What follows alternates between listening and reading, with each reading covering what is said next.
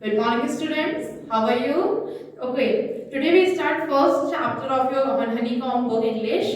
3 questions. Okay, आज हम आपके फर्स्ट चैप्टर इंग्लिश के बुक के फर्स्ट चैप्टर स्टार्ट करते हैं 3 questions. So let me read and explain. He thought came to King that he would never fail if he knew 3 things in the way.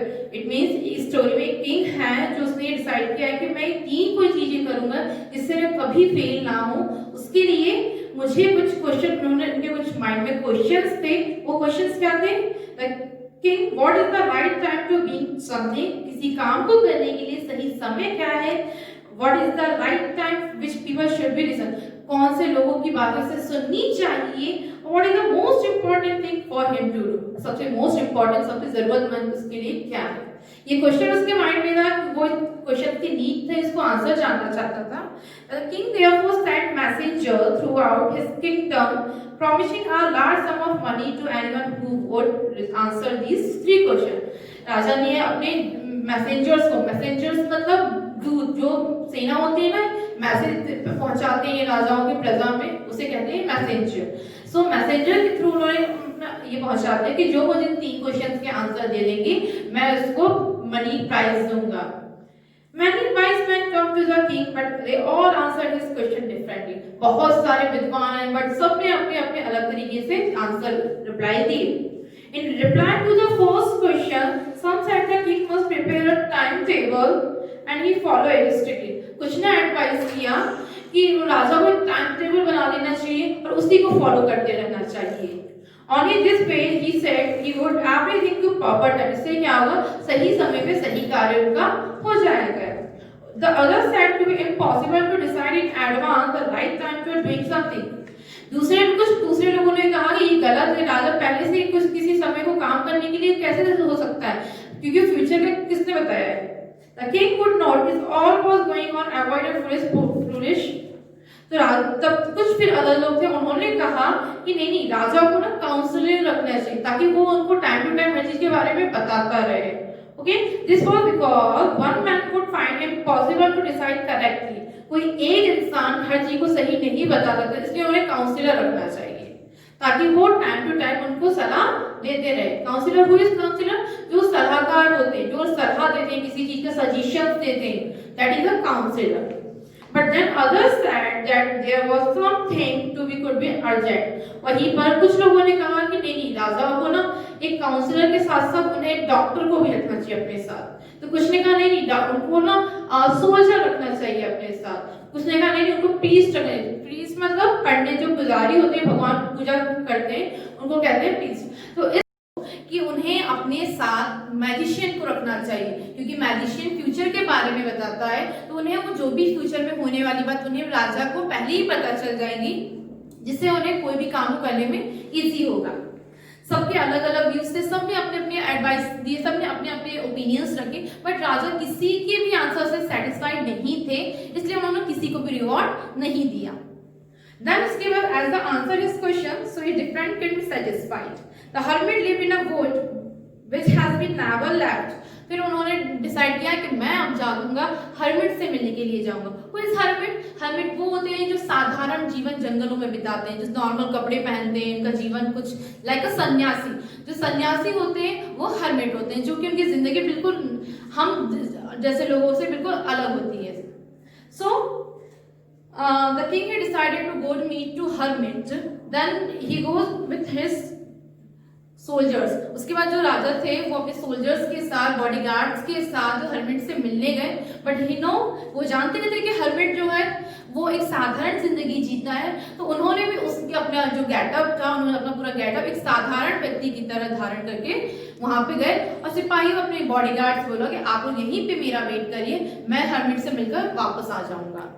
Then उसके बाद जब वो वहां से पहुंचे तो वो वहां पे जब गए तो उन्होंने देखा कि एक हर्मिट थे जो डिगिंग मीन्स खुदाई करना. Digging means DIGGING. Digging means खुदाई करना. सो राजा ने उनको विश किया, ग्रीट किया, बट जो हर्मिट थे उन्होंने कोई रिप्लाई नहीं दिया. तो उन्होंने सोचा, राजा ने शायद उन्होंने मेरी बात सुन नहीं पाई, उन्होंने वापस रिप्लाई दिया, ग्रीट किया, लेकिन इस बार भी हर्मिट ने कोई रिप्लाई नहीं दिया. Then उसके बाद the king went out the hermit and said, I have come to you, you wise hermit, ask the answer question. फिर राजा ने बोला कि hermit मैं आपसे यहाँ तो 3 क्वेश्चंस के जवाब लेने के लिए आया हूँ, आप प्लीज मेरे इन 3 क्वेश्चंस के आंसर दे दीजिए.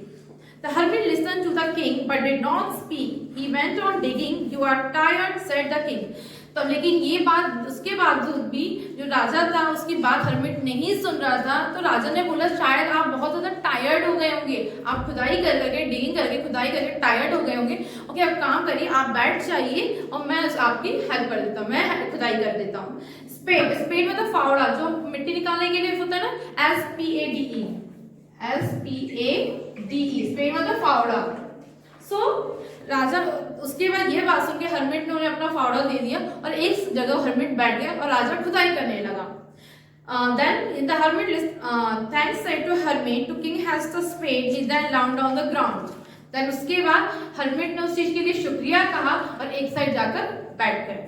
When the king had dug the 2 dug, जब किंग ने दो जगह पे खुदाई कर ली तो उन्होंने बोला कि मैं आपसे अपने क्वेश्चंस के आंसर लेने आया हूँ, यदि आप इनको मुझे आंसर बता देंगे तो मैं इस आंसर को लेकर सेटिस्फाई होकर चला जाऊंगा. लेकिन इस बार भी जो हर्मिट थे उन्होंने इसकी कोई रिप्लाई को आंसर नहीं किया. 1 hour passed, then other, then sun went. इसी तरीके से करते करते 1 घंटे बीत गए, 2 घंटे बीत गए, 3 घंटे हो गए, करते करते शाम हो गई, सनसेट हो गया, बट हर्मिट ने कोई रिप्लाई नहीं दिया. तो उसने राजा ने सोचा चलो ठीक है अब मैं अपने शाम हो गया, अब मैं घर जाता हूँ, उससे पहले मैं ट्राई कर लेता हूँ. हर्मिट ने यदि जवाब दे दिया तो ठीक है, नहीं तो मैं ऐसे ही चला जाऊंगा. जैसे ही वो हर्मिट के पास किंग गए अपना आंसर लेने के लिए, तभी उन्होंने दूर से देखा कोई एक बियर्ड मैन दौड़ता हुआ अपने पेट पे हाथ रख के भागता हुआ आ रहा है. जब वो पास में राजा के पास में आया तो वहीं पे फॉल डाउन हो गया, जमीन पर धरती पर फॉल गिर गया. और उसके जब राजा और हर्मिट ने देखा कि उसके ब्लड काफी, उसके स्टमक से ब्लड फ्लो हो रहा था, काफी ज्यादा खून गिर रहा था उसके पेट से, तो राजा ने उनके पास एक रुमाल था, वो रुमाल उनके उसके पेट पे बांधा, लेकिन फिर भी उसका ब्लड ओवरफ्लो होता जा रहा था, वो रुक नहीं रहा था. तब राजा ने उसके कपड़े बदले और उसको रीड्रेसिंग किया सब, तब जाके उसका खून निकलना बंद हुआ. The man felt better and asked something to drink. जब राजा ने उसकी हालत को देखी तो राजा ने उससे पूछा क्या आप कुछ पीना चाहेंगे. तो उनको फ्रेश वाटर, राजा ने उसे फ्रेश वाटर ला के पिलाया. And then the king put the hermit help carried wounded man into the hut and laid him to bed.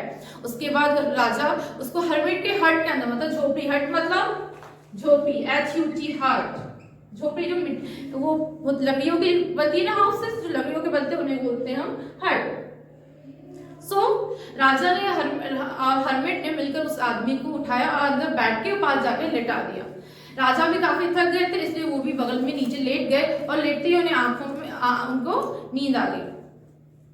Next day जब वो उठे, जब हड़बड़ा सडनली वो उठे तो देखा उन्होंने कि मॉर्निंग हो चुकी थी और हर्मिट जो है कुछ, जो बियर्ड मैन है वो कुछ अंदर ही अपने मुंह में कुछ बातें कर रहा था. जब तो हर्मिट से